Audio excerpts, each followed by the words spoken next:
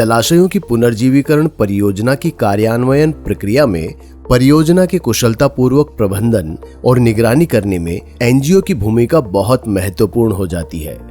विभिन्न हितधारकों, मुख्य रूप से सरकार, समुदायों और अन्य संस्थाओं के बीच समन्वय स्थापित करता है ताकि एक बिना किसी रुकावट के कार्यान्वयन प्रक्रिया सुनिश्चित की जा सके। एनजीओ की सबसे महत्वपूर्ण जिम्मेदारी समुदायों को एकजुट करना है, क्योंकि इस परियोजना में समुदायों की भूमिका सबसे महत्वपूर्ण है।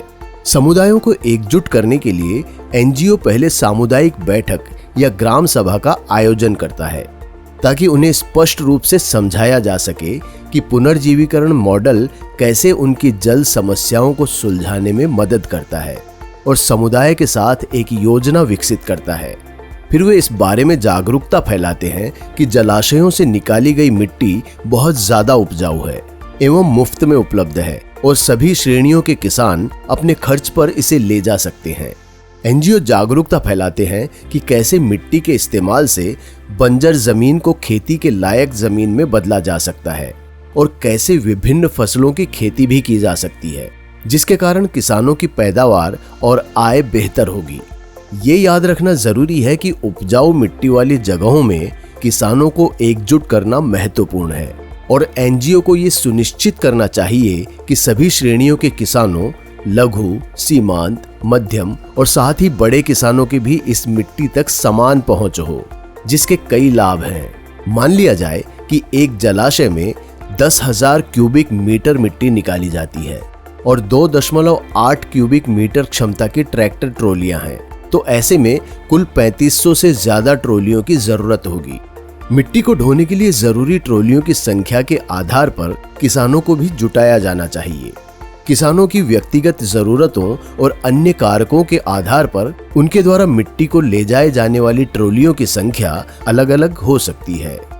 जिन स्थानों पर मिट्टी अनुपजाऊ है, वहां एनजीओ को ग्राम पंचायत और समुदायों के साथ मिलकर विभिन्न उद्देश्यों जैसे कि जलाशय की मेड़ बनाने, खेत की मेड़ बनाने, जमीन समतलीकरण आदि के लिए मिट्टी को ले जाने की व्यवस्था करनी चाहिए। समुदाय को एकजुट करने के अलावा एनजीओ जमीनी स्तर पर सभी कामों की निगरानी में भी महत्वपूर्ण भूमिका निभाता है। एनजीओ द्वारा चयनित समुदाय संसाधन व्यक्तियों सीआरपीज के द्वारा अवनी ऐप पर सभी हो रहे कामों की रियल टाइम पर निगरानी की जाती है। ये सीआरपीज हर परियोजना साइट पर मौजूद होते हैं और उनकी जिम्मेदारी होती है कि वो जलाशय जिससे मिट्टी निकाली जा रही है और मिट्टी ले जाने वाले किसानों, ग्राम पंचायत के विवरण को दर्ज करें। रोजाना उन्हें मशीन द्वारा काम किए जाने वाले समय, घंटों की संख्या, मिट्टी ढोने वाले ट्रैक्टर ट्रॉली की संख्या, मिट्टी ढोने वाले किसानों के विवरण और पहले और बाद की साइट की तस्वीरें और वीडियो अवनी ऐप पर दर्ज करनी होती है।